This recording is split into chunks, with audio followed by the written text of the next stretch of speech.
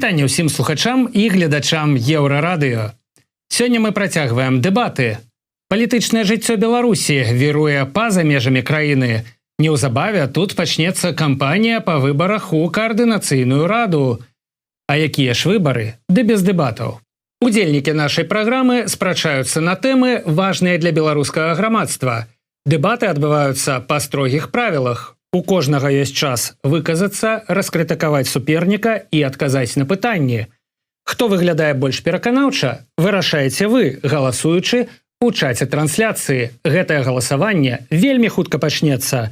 Мадэрую дэбаты я, Павел Свярдлу, а таксама мой калега Зміцер Лукашук. Маладосць ці майстэрства. Так казалі ў нашым дзяцінстве. І гэта першы аспект у нашых сённяшніх дэбатах.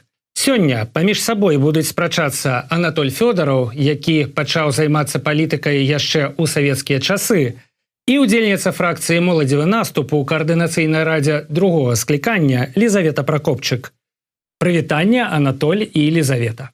Прывітанне, Павел. Вітаю ўсіх. Лізавета. І Анатоль. А другі аспект звязаны з сутнасцю каардынацыйнай рады. Чаму адны вераць у яе, а другія ставяцца да яе скептычна і ўдзельнічаць у выбарах не збіраюцца? І як на гэта ўплывае доўгі і пакутлівы працэс арганізацыі выбараў?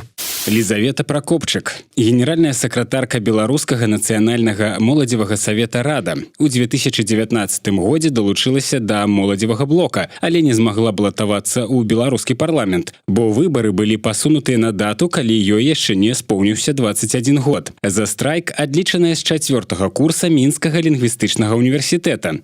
Удзельніца каардынацыйнай рады другога склікання ад фракцыі «Моладзевы наступ». Анатоль Фёдараў, актывіст, прадстаўнік нацыянальна-дэмакратычнай платформы. Прыйшоў у палітыку яшчэ за савецкім часам.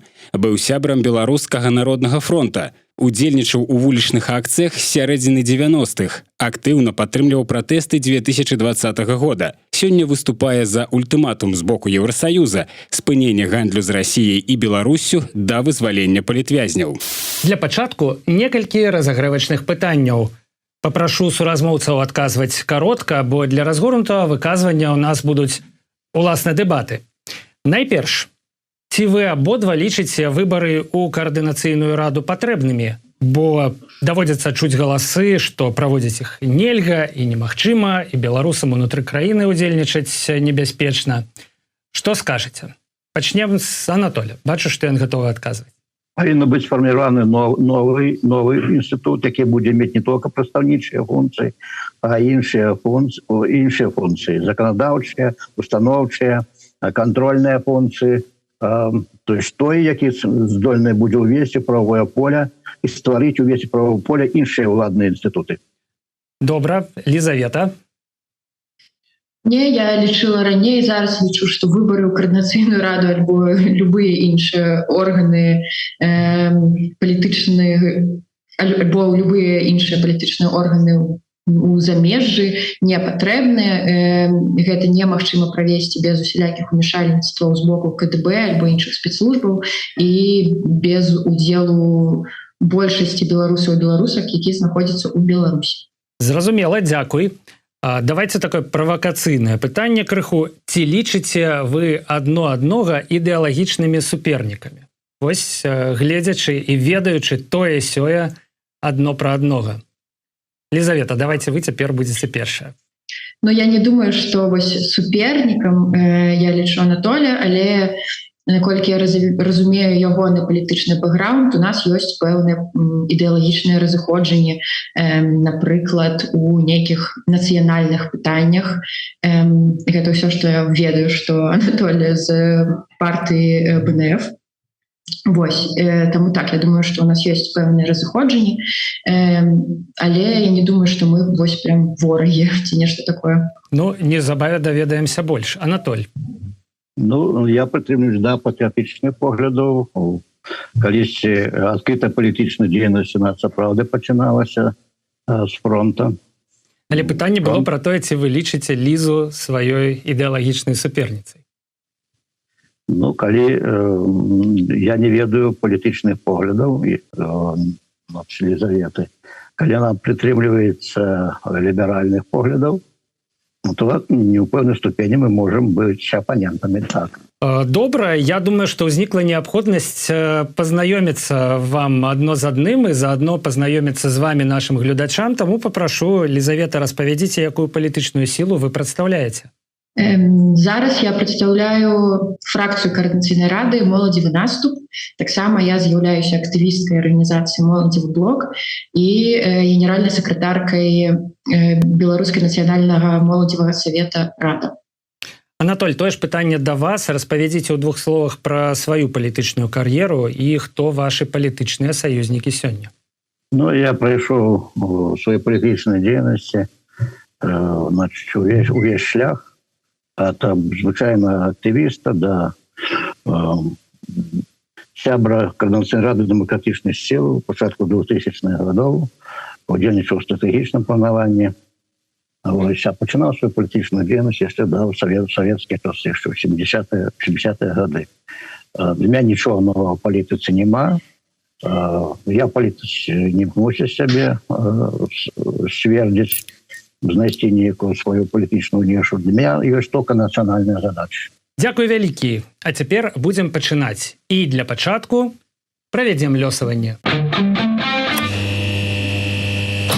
Каб вызначыць, хто будзе пачынаць дэбаты, будзем кідаць манетку, як гэта звычайна бывае, такі традыцыйны шлях лёсавання. У нас ёсць 3 манеткі. Па-першае, ёсць 2 беларускія рублі, па-другое, ёсць 2 еўра, і па-трэцяе, ёсць прыгожая манетка у 20 чэшскіх крон. Якую выберам для лёсавання, шаноўныя дэбацёры? Беларускую, конечно. Беларускую. Што скажаце, Анатоль? Я згодны. Нормально. Да, мінулым разам мы беларускую адкінулі, бо ўсё ж такі на ёй вось гэты вось герб постсавецкі і так далее. Але сёння, окей, будзем лёсавацца з беларускай манеткай. Хто што выбірае? У нас тут ёсць лічбачка 2, і вось гэты самы герб. Я беру 2, можна? Добра. Все ж таки сімвалічна. 2, шановныя сябры, вось такі вынік прынесла наше лёсаванне. Ліза, вы будете пачынаць. У гэтым раундзе у кожнага ўдзельніка дэбатаў ёсць 3 хвіліны на тое, каб выказаць сваю пазіцыю. Лізавета, вам слово. Дякую. Хочу пачаць з таго, што мы з Анатолем знаходзімся у не нейкай новай для беларускага грамадства сітуацыі. Здараецца нешта цяжкае для грамадства, шмат людзей з'язджае і ў эміграцыі думае, што з гэтым зрабіць, як гэта выправіць. І органы падобныя ДКР таксама ўзнікаюць не ў першы раз. Былі нават органы, якія сёння Анатолий згадваў, які называліся вось таксама. Яны заўсёды ўзнікаюць неяк стыхійна, няма ніякага масавага, усенароднага, усенацыянальнага галасавання, якое такое бы орган зацвярджаў. І ад падзеяў 2020 года нам засталася Координацыйная рада, якая ад пачатку была органам, які мусіў дапамагчы з перадачай улады, калі такая магчымасць будзе, а потым ператварыўся на орган з прадстаўніцтвам арганізацыяў, якім не абыякава будучыня Беларусі. Так, у першыя месяцы існавання з другога склікання Координацыйнай рады ўсе былі занятыя нейкім вырашэннем статутных пытанняў. Потым пачалі рыхтавацца да слуханняў АПК, а пасля ўжо восенню пачалі думаць пра выбары. І зразумела, што гэтае другое скліканне не адпрацавала на ўсе 100%, можа, не зрабіла тое, што яна мусіла зрабіць. Але Координацыйная рада другого склікання зрабіла тое, што не зрабіла ніводная структура. Сабрала пад адным дахам шмат арганізацый з рознымі поглядамі і спрабавала гэта неяк кудысьці накіраваць. КР другого склікання прапрацаваў больш за год, і для мяне стала відавочна, што такога ж кшталту орган гэта адзіная магчымасць выпрацаваць нейкія стратэгічныя рашэнні і ўвогуле зразумець, дзе ў нас ёсць праблемы. Ну і, конечно же, мне падаецца, што КР у першую чаргу мусіць займацца менавіта гэтым вынаходжаннем стратэгій, а не стварэннем нейкай дзяржавы, у якой ніхто не жыве. Хоць і выглядае як вельмі прышпільная ларп-гульня. Мне ўсё, дзякую. Даем слово Анатолию. Так, политика для меня не гульня и не учеба. Для меня это возможность оборонить национальные интересы, оборонить интересы людей, белорусов. Мы имеем нелегитимный уряд у Беларуси. Мы имеем экзистенциальную погрозу с боку России, ползучую экспансию. В этих умовах возникает необходимость формирования своих национальных институтов. Потому что без этого мы не сможем преодолеть этой погрозы, не сможем обеспечить переходный период. Не сможем нормальным шляхом начать будовать новую державу, когда такой транзитный период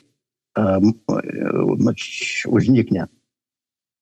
И важнейшим институтом, национальным институтом является, несомненно, институт парламентского типа.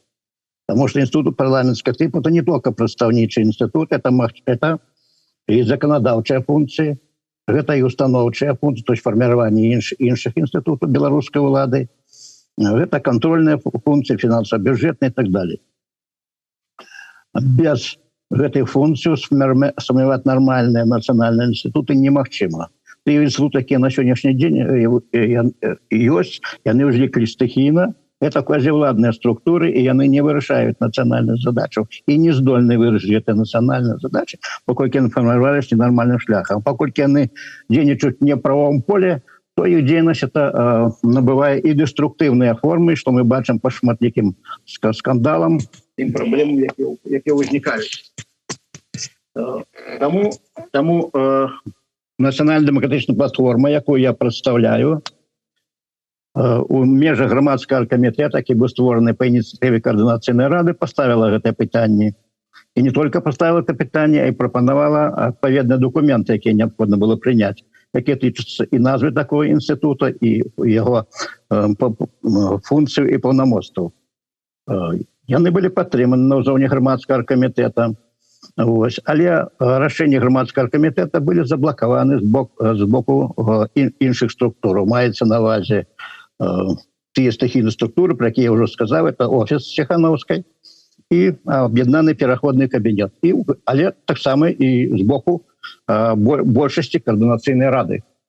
І тому, не глядячи на те, що громадський комітет і створився для цього, і виконав свої задачі, і прийняв необхідне рішення, тим не менше, скажімо, це рішення не стали основой для будования нового национального института парламентского типа. Что такое Координаційна рада? Мушу вас спыніць, ваш час скончыўся, так, але на чарзе раунд узаемнай крытыкі. Шановныя гледачы, нагадваю вам пра галасаванне, якое ідзе ў чаце Ютуба. Наши дэбатёры выказалі свае пазіцыі, і вы можете выказаць сваё стаўленне да іх. Хто, на вашу думку, быў больш пераканаўчы за таго, калі ласка, і галасуйце, но на чарзе, як я ўжо сказаў, раунд узаемнай крытыкі. Тут кожны удзельнік мае да 5 хвілінаў, за якія можа звярнуць увагу на слабыя бакі ў пазіцыі канкурэнта. Як імі скарыстаюцца нашыя суразмоўцы? Пачынае Елізавета, калі ласка. Так, мне сапраўды ёсць за што зачапіцца у тым, пра што сказаў Анатоль. Для мяне гэта таксама не гульня. Для мяне гэта таксама не проста вучоба. Хоць і ўсё маё жыццё гэта ёсць вучоба, рабіць нешта лепш, чым я раблю гэта зараз. Я пришла в Координаційную раду, каб отстаивать интересы моей организации и интересы молоді. І гэта робіць з каардынацыйнай рады, як сказаў Анатоль, парламенцкі інстытут. Там ёсць людзі, якія прыйшлі туды з пэўнымі мэтамі. Так, можна сказаць, што ўсіх вось гэтая мэта адна, нацыянальны інтарэс, як таксама выразіўся Анатоль. Гэта зрабіць Беларусь вольнай дыктатуры. Але вось у чым асноўная праблема, быццам бы гэта розніца падыходаў і розніца палітычных поглядаў на шмат якія рэчы. Таму так, каардынацыйная рада гэта не орган, які можа не хутка прымаць рашэнні. Каардынацыйная рада это орган, дзе выпрацоўваюцца стратэгічныя вялікія рашэнні. Каардынацыйная рада і так з'яўляецца гэтым парламенцкім інстытутам. Каардынацыйная рада ажыццяўляе кантроль над тым, што робіць, напрыклад, АПК. Так, самапрызначаны такі трохі наш кабінет міністраў. Мы зладзілі слуханні. Каардынацыйная рада займаецца выпрацоўкай стратэгіяў, вось гэтым прававым полем, як таксама казаў Анатоль. Гэта, напрыклад, тыя слуханні, якія адбыліся па пытанню палітзняволеных. Так, можа не падабацца гэтае рашэнне, якое было выпрацавана, але гэта тое, што выпрацавала каардынацыйная рада. За гэта было праведзена галасаванне, і такая вось зараз пазіцыя. Я чытала той документ, які Анатоль прапанаваў да каардынацыйнай рады, і была на той сустрэчы, калі Анатоль выступаў. Асноўная праблема, як мне падаецца, у тым палягае, што, як мне падаецца, Анатоль усё ж такі адзінае, што прапануе, гэта пераіменаваць проста каардынацыйную раду і ніяк не змяняць ейную сутнасць. Гэта тое, што я пабачыла з дакументаў, гэта тое, што я пабачыла з ягонага выступу перад намі. Таму я таксама галасавала супраць, таму што я проста не разумею, у чым палягае нейкая процілегласці, што менавіта прапануе змяніць Анатоль Фёдораў і ягоная каманда. І тут у мяне ёсць пытанне. Анатоль сам сказаў на пачатку нашай сустрэчы сённяшняй, што ён вельмі даўно ў палітыцы, што ў палітыцы для яго няма нічога цікавага. Анатоль займаўся палітыкай тады, калі я яшчэ нават не нарадзілася. І ўжо тады існавала дыктатура ў Беларусі. У 99-м годзе нарадзілася. Дык чаму ж зараз Анатоль і ягоная каманда патрабуюць нейкіх больш яскравых дзеянняў ці стварэння гэтай протадзяржавы, як гэта паўплывае на хутчэйшае змяненне рэжыму Беларусі, і чаму вось тады Анатоль, ягоная каманда не рабілі гэтага вось усе гэтыя гады, калі гэта сапраўды так эфектыўна можа нам дапамагчы. Дзякуй, Лізавета. Гэта была Лізавета Пракопчык. Што адкажа на гэта Анатоль Фёдораў? Анатоль, спадзяюся, што вы прынамсі патлумачыце сваё гледзяшча наконт таго, чым каардынацыйная рада адрозніваецца ад парламенцкага інстытута, пра які кажаце вы. І на пытанне Лізаветы адказаць можна будзе ў наступным раўндзе. Пакуль у вас ёсць час для таго, каб задаць ёй уласныя пытанні. Пачынаем. Каардынацыйная рада у тым фармаце, якім на сёння існуе, не з'яўляецца інстытутам парламенцкага тыпу, тым болей парламентам у класічным яго выглядзе. Гэта асамблея неўрадавых арганізацый, у якой ёсць прадстаўнікі ад розных грамадскіх аб'яднанняў і ініцыятыў. І гэта прадстаўнікі найперш, скажам, адстаюць інтарэсы,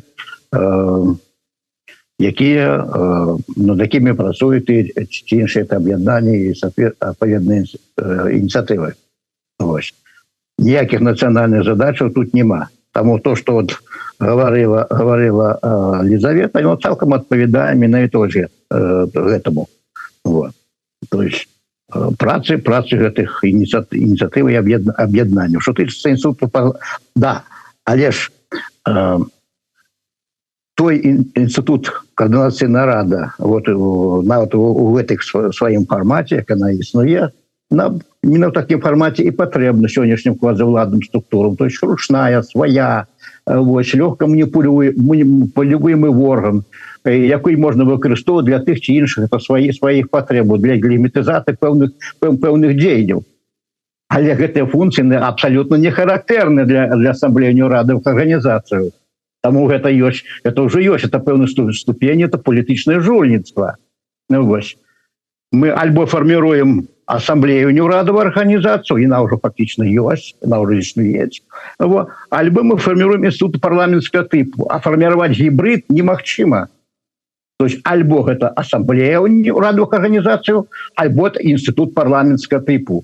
І вось мы прапанавалі стварыць інстытут парламенцкага тыпу і стварылі не таму, што нам просто захацелася тут пагуляцца ў палітыку, вось сябе там паказаць, а потому что для Беларусі стоит экзистенциальная пагроза. Мы на краю знікнення. Это есть важнейшая сённяшняя задача, найбольш актуальная, непасрэдная, якую вырашаць трэба неадкладна. Апроч таго мы маем нелегітымны рэжым. Уладныя структуры, які створаны рэжымы, не прызнаны ў свеце. А раз так, то павінны быць створаны тыя структуры, праз якія можна прадстаўляць нашы нацыянальныя інтарэсы. Таму што в іншым выпадку ствараецца небяспечная сітуацыя, калі няма органаў нацыянальных, няма нацыянальных інстытутаў, якія при пэўных працэсах павінны прадставіць і абараніць гэтыя нашы інтарэсы. Як, напрыклад, у Украіне. Украина не признае наши квазіўладныя структуры и не идет на зімі на контакт. А калі пачнуцца перамовы по Украине, за кошт кого будут вырашацца наши национальные интересы? То есть за кошт кого будет вырашацца это питание? Будут вырашацца за кошт нас, за кошт слабейшего, кто не может оборонить свои интересы. То есть нас отдадут цалком поле российских интересов. И оборонить нас нема будет кому. Потому что мы маем коллаборантский режим, цалком залежно от России, нелегитимный, и он только признается только в России. То есть мы попадаем в пастку. Тому формирование национальных институтов это не некая благие намеры. Это крайняя необходимость. Это питание наше будущее, наше життя и смерть, выживание нашей краины. Вот для чего. И менавіта на гэтым сконцэнтравацца. А ўжо потым праблемы жаночыя, там, значит, ЛГБТ, там, іншыя, будзе вырашаць потым. Спачатку трэба краіну буртаваць, захаваць яе. Вот для гэта і павінны стварыцца нацыянальныя інстытуты, якія прызнаны ў свеце. На сённяшні дзень Беларусь не мае такіх інстытутаў. Апроч таго, тыя квазіўладныя структуры, якія ўзніклі пасля 2060 года, яны ўзніклі стыхійна. Яны не ўзніклі ў выніку нейкага сур'ёзнага палітычнага працэсу. Яны не былі ўзгоднены паміж усімі суб'ектамі грамадска-палітычнага поля. І яны, более таго, яны дзейнічаюць не ў правовым поле. То есть яны фактично не подпадают под законодательство тех краин, где находятся громадяне Беларуси, а они не подчиняются, скажем, и белорусскому законодательству. Тем более, скажем, что мы же ведаем, какое законодательство Беларуси, оно носит репрессивный характер. Нам потребно формировать свое правовое поле для деятельности наших институтов, как вызначить их полномочия, отношения поміж ими, кто чем повинен заниматься, кто яка отказность. Дякую. Ваш час скончыўся.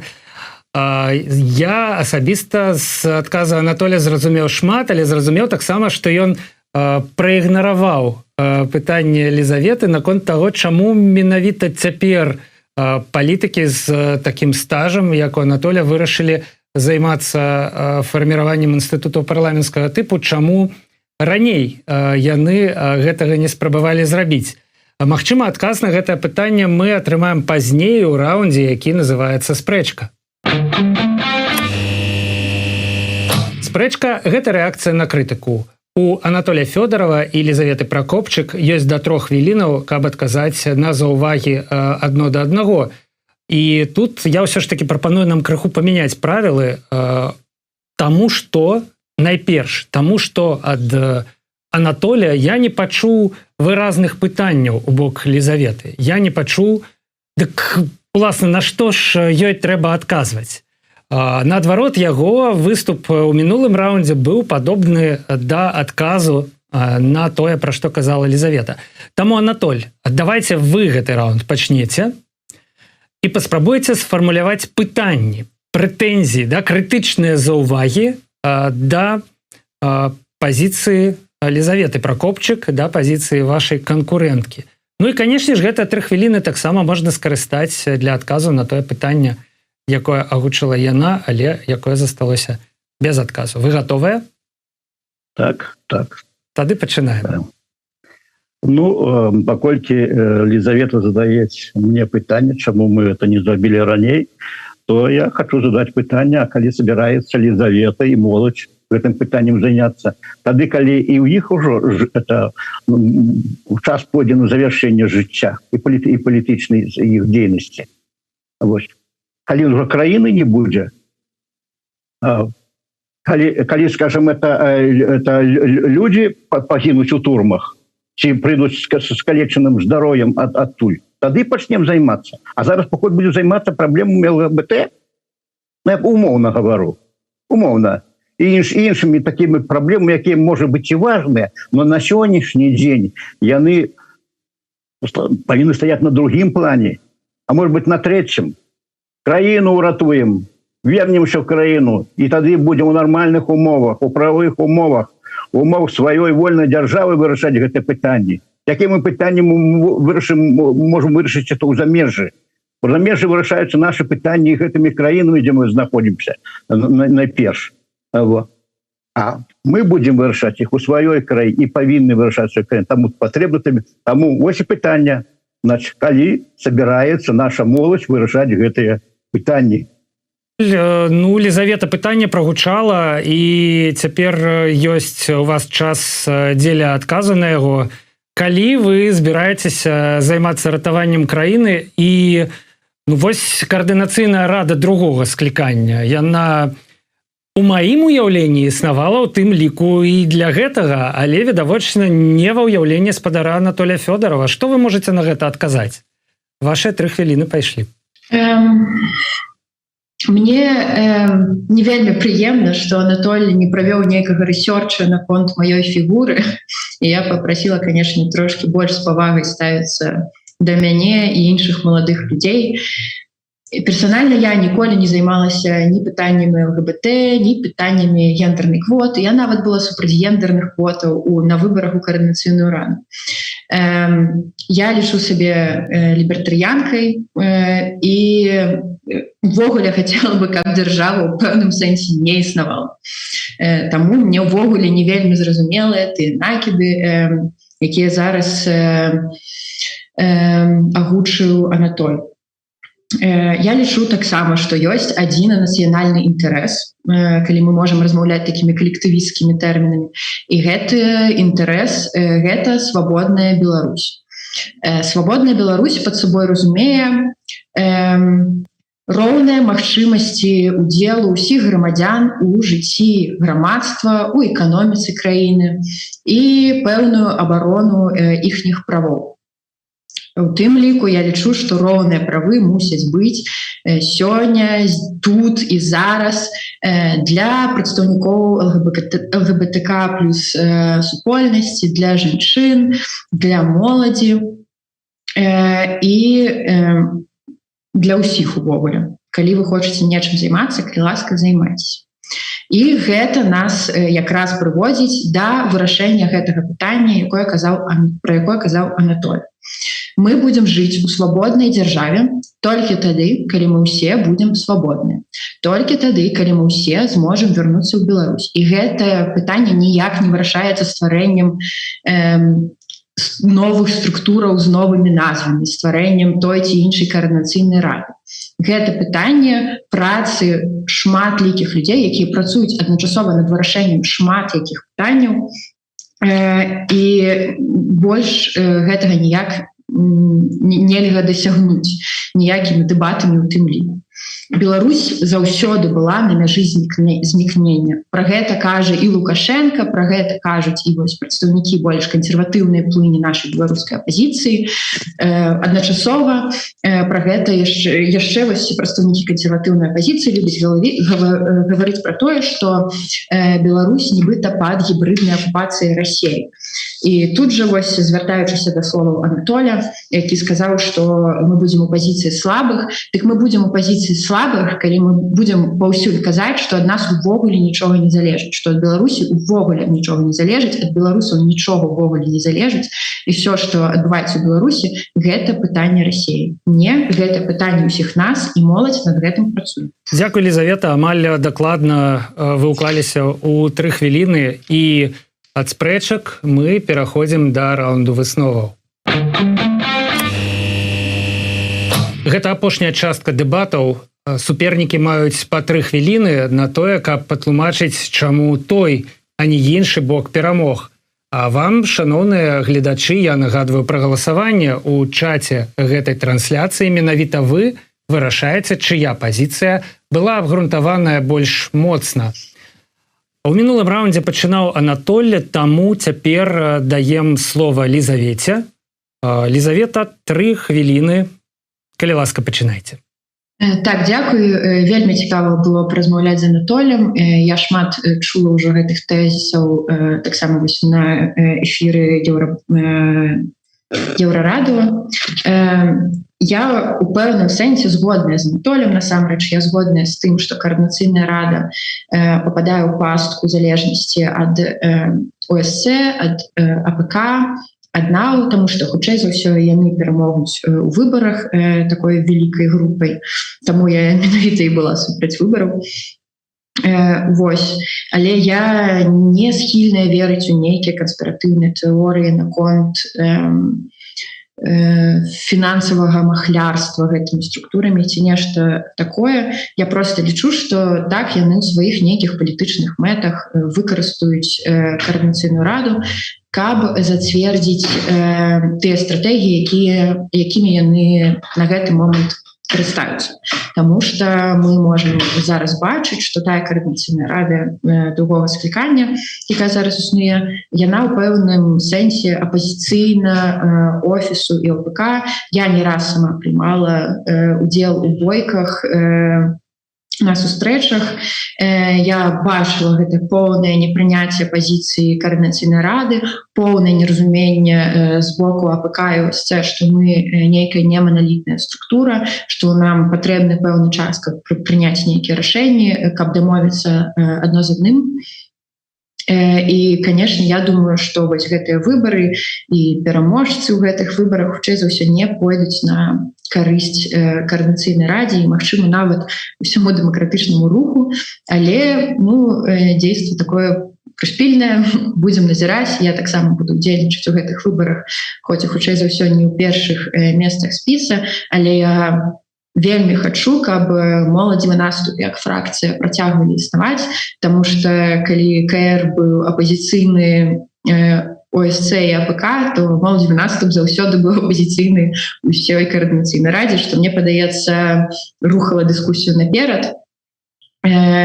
Вось, лічу, што было б добра не весці вось размовы пра перайменаванне нейкіх структураў, не ведаю, выпрацоўваць сапраўды гэтыя стратэгіі, працаваць вялікімі маштабнымі арганізацыйнымі сеткамі і далей працаваць на вызваленне Беларусі, палітвязняў, і што ж тут усяго свету. Дзякую. Дзякуй, Лізавеце Пракопчык. Спадзяюся, што ўсё ж такі выбары ў Координацыйную раду, якія пройдуць з 25 па 28 траўня, будуць такімі выбарамі, у якіх пераможца, значыць, і склад гэтага органа будзе залежаць найперш ад выбаршчыкаў, і выбаршчыкі могуць прыслухацца ў тым ліку да пазіцыі, якую агучыла Лізавета, і прыняць, уласна кажучы, розныя рашэнні з рознай матывацыяй наконт таго, за каго галасаваць, і ад гэтага будзе залежаць, хто ў выніку пераможа. Ну а цяпер, Анатоль, пераходзім да вас. 3 хвіліны для Анатоля Фёдорова. Чаму, на вашу думку, менавіта вы былі больш пераканаўчым у цяперашніх дэбатах? ваши аргументы? Ну, мяне асабліва не цікавіць, быў я пераканаўчы ці не, і моя крытыка тычылась не Лізаветы, вось, таму што я мала ведаю пра яе дзейнасць, а той пазіцыі, якая яна выказала, я калі крытыкаваў, то именно эту пазіцыю, а не Лізавету, каб было правильно зразумела. Вось. Для мяне важны толькі нацыянальныя інтарэсы, і нацыянальныя інтарэсы на ўзроўні грамадскіх і нават палітычных нейкіх аб'яднанняў ці групаў немагчыма абараніць. Іх можна абараніць толькі на ўзроўні нацыянальных інстытутаў. Я хочу гэта падкрэсліць, таму што, мабыць, слухаюць на даволі шмат слухачоў, і каб яны гэта сабе запомнілі, таму што гэта прынцыпова важна. Немагчыма абараніць нацыянальныя інтарэсы, тым больш такой складанасці, в якой мы сёння знаходзімся, такі праблематычны, як сёння, калі мы не зробім гэтую працу. Таму апроч інстытута парламенцкага тыпу нам патрэбна стварыць сапраўдны ўрад, які здольны будзе ўзяць на сябе ўсю адказнасць за краіну, які здольны будзе прафесіянальна працаваць, які будзе працаваць у прававым полі, а не просто так, як захочется, на ўзроўні папулізма. Так пытанні дзяржаўнага ўзроўню не вырашаюцца. Вось, гэта заводзіць нас в тупик. І мы зайшлі ў тупик палітычны і дзяржаўны тупик, з якога выйсця на сённяшні дзень няма. І выйсце адзінае – фарміраванне сваіх нацыянальных інстытутаў, увядзенне іх дзейнасці правое поля, чёткае размеркаванне абавязкаў паміж імі і абавязкаў, функцый, місій і так далей. Выпрацоўка сваёй пэўнай канстытуцыі, якія будзе рэгуліраваць розныя галіны нашай улады. Мы не першыя. У многіх краінах ствараліся ўрады ў замежжы. Яны ствараліся ў рознай канфігурацыі. І яны адыгралі вельмі значную ролю ў гісторыі сваіх дзяржаў. Не заўсёды, але ў многіх выпадках.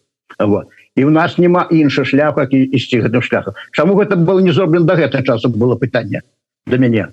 Потому что у другой полове 90-х годов перемогла тенденция на формирование политических партий. Политические партии в умовах диктаторского режима, авторитарного режима не могут полнофункционально денежить. Они не могут выполнять свои задачи. Фактически они не имеют доступ до электората, до громадян, подвергаются репрессиям. І вымушаны ўдзельнічаць у зараней сфальсіфікаваных выбарах. Добра вядома, што вынікі выбараў ўжо вядома ўжо за некалькі тыдняў до таго, як яны прайдуць. Мы гэта былі паказалі яшчэ ў 2004 годзе. Таму гэта быў шлях нікуды. І я, напрыклад, асабіста чакаў паўстання народа. Я чакаў, пакуль падрасце новае пакаленне. І я ў 2020 годзе актыўна падтрымаў, не толькі ўдзельнічаў у пратэстах, дапамагаў моладзі арганізавацца, дапамагаў ім...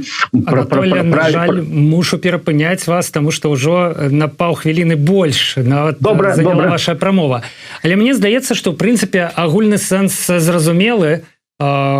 У розны час перамагаюць розныя палітычныя тэндэнцыі, і калі час для фарміравання інстытутаў, пра які кажа Анатоль, прыйшоў толькі ў 2020 і пасля, то вось, уласна кажучы, і адказ на пытанне зададзенае Лізаветай. Так што я думаю, што ён гэты адказ прагучаў, а на гэтым абавязковая, так бы мовіць, праграма дэбатаў скончаная. Лізавета Пракопчык, Анатоль Фёдараў, шчыры вам дзякуй і да пабачэння. Да пабачэння. Дзякуй вялікі, да пабачэння. Ну, а нам засталося даведацца, хто быў больш пераканаўчым на вашу думку, шаноўныя слухачы і гледачы. Галасаванне мы на гэтым скончваем, і я перадаю слова свайму калегу Змітру Лукашуку, які, уласна кажучы, і абвесціць гэтага пераможцу, хаця тут я згодны крыху з Анатолем. Важна не тое, хто перамог сёння ў гэты вечар, а тое, якія карысныя думкі прагучалі і што мы вынеслі з гэтых сённяшніх дэбатаў. Тым не менш, Тэхнічны пераможца будзе абвешчаны літаральна праз некалькі секунд. Я з вами развітваюся. Дзякуй вялікі. Да пабачэння.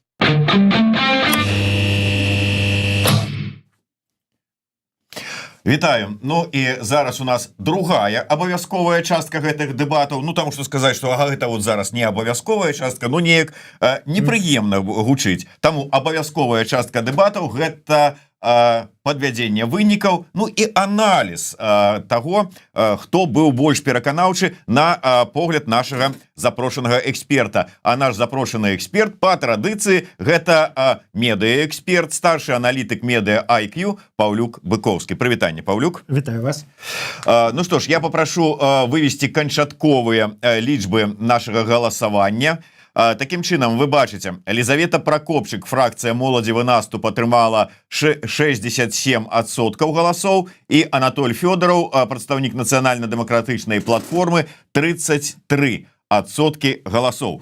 Но наш эксперт, ён можа быць не згодны з вынікам галасавання падчас самого стрыма нашых дэбатаў, але у любым выпадку, перш чым, можа быць, сваё бачанне там ці сваё стаўленне да вынікаў дэбатаў я папрашу Паўлюка выказаць. Я спачатку хацеў бы па саміх дэбатах. Хто, на ваш погляд, быў больш пераканаўчы? Давайте пачнем з Лізаветы. Яна неяк так пачынала. Давайте і мы з яе пачнем з аналізу таго, што яна агучвала, наколькі яна была пераканаўчай і што цікавага увогуле вы з яе словаў вынеслі. Ну, па-першае, Елізавета ведала, што ёсць суразмоўца. У адрозненне ад Анатоля, который не задавал пытанні фактычна, акрамя таго момента, калі яго вымусілі это зрабіць.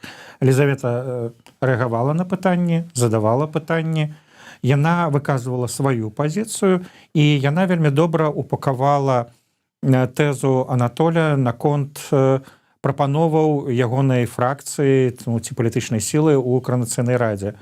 Яна сказала, што гэта толькі перайменаванне, а пры тым, як мы ведаем, што Анатоль меў на ўвазе нешта іншае, але, на жаль, ён не здолеў на гэта адрэагаваць хутка, і таму мы так і не ведаем, што, уласна кажучы, ён меў на ўвазе.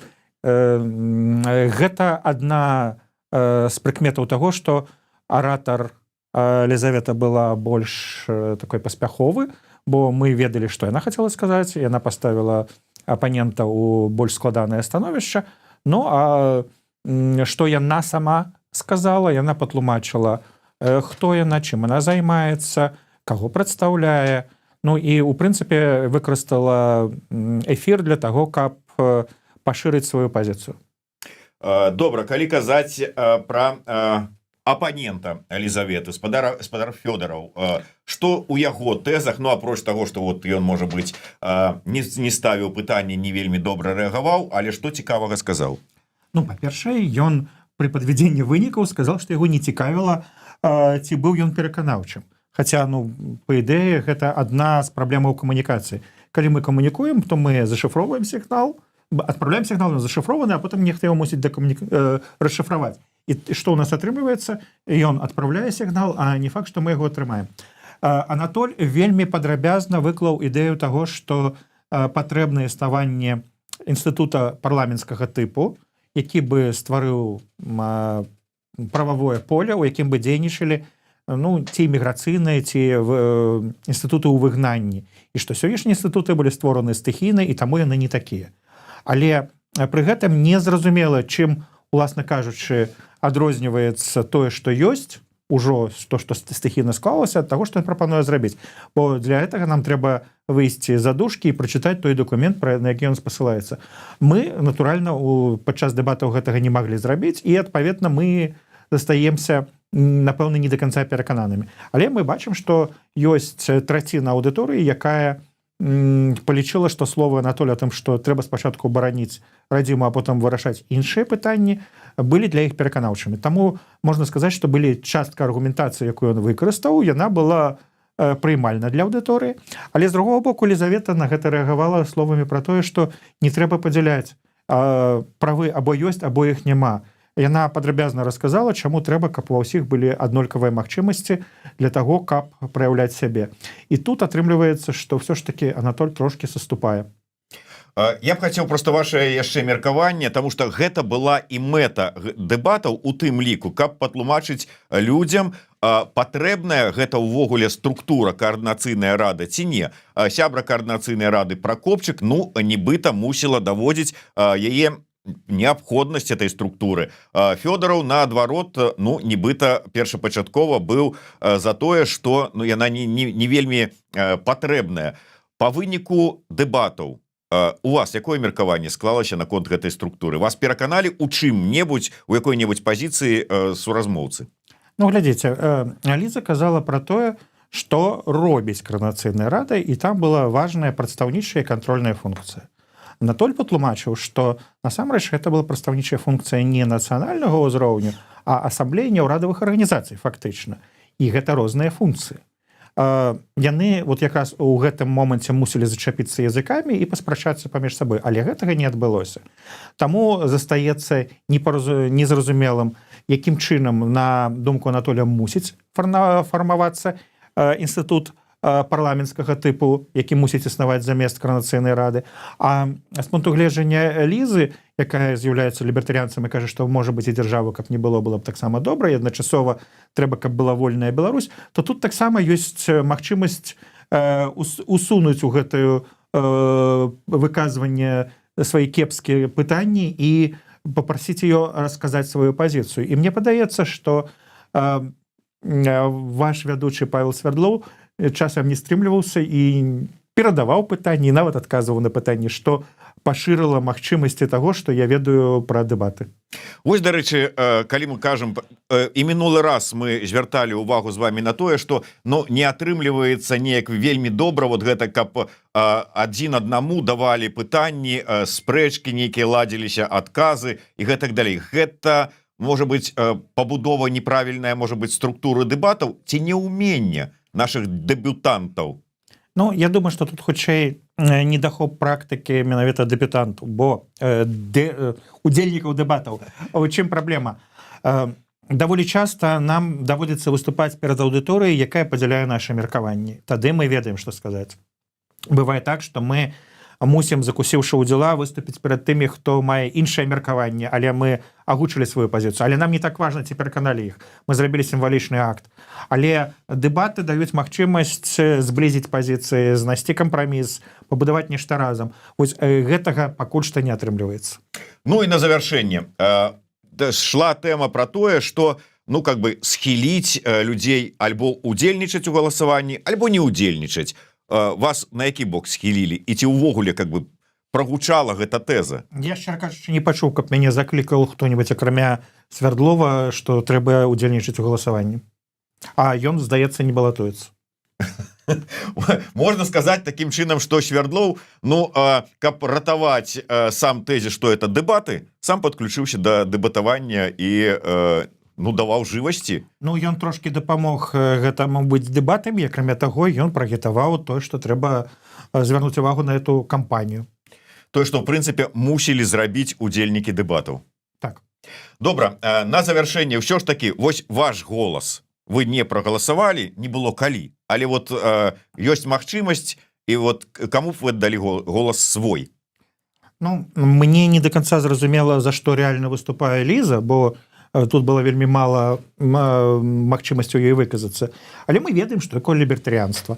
Мне гэта не настолькі блізка, таму палітычна я бы за гэта не галасаваў. Але калі казаць пра тое, што яна магла данесці сваю пазіцыю, мне это больш зразумела. Таму я думаю, што яна ўсё ж таки перамагла на дэбатах. З іншага пункту гледжання Анатоль ставіў вельмі слушныя пытанні, але ён не рэагаваў фактычна на тыя пытанні, што здаваліся да яго, таму на жаль, я бы сказаў, што ён не мог быць пераможцам гэтых дэбатаў, таму што яго пазіцыя не до конца аказалась высветленая, пры тым, што ён нават час адведзены на пытанні выкарыстаў для таго, каб расказаць сваю пазіцыю. Такім чынам, вось бачыце, і наш эксперт Паўлюк Быкоўскі па выніку свайго ўласнага галасавання аддаў голас Лізе Пракопчык. Ну, але што ж зробіш? Пераканаўчым была больш, відаць, яна на яго меркаванне. Гэта дэбаты, гэта уменне давесці сваю пазіцыю, пераканаць любым чынам, эмпатыяй, аргументамі, ці яшчэ чым, ці агулам сумесна.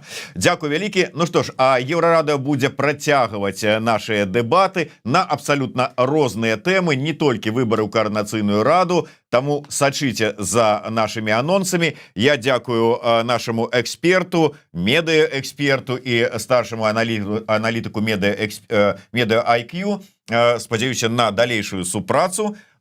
Будете аналізаваць, можа будзе карысна і вам для медыа IQ прааналізаваць, як мы справіліся з правядзеннем гэтых дэбатаў і нашы госці справіліся з тым, каб быць менавіта удзельнікамі дэбатаў. Дзякуй вялікі. Паўлюк Быкоўскі, Зміцер Лукашук, Павел Свярдлоў і ўсе астатнія удзельнікі гэтага нашага працэсу. Да сустрэчы. Всего доброго.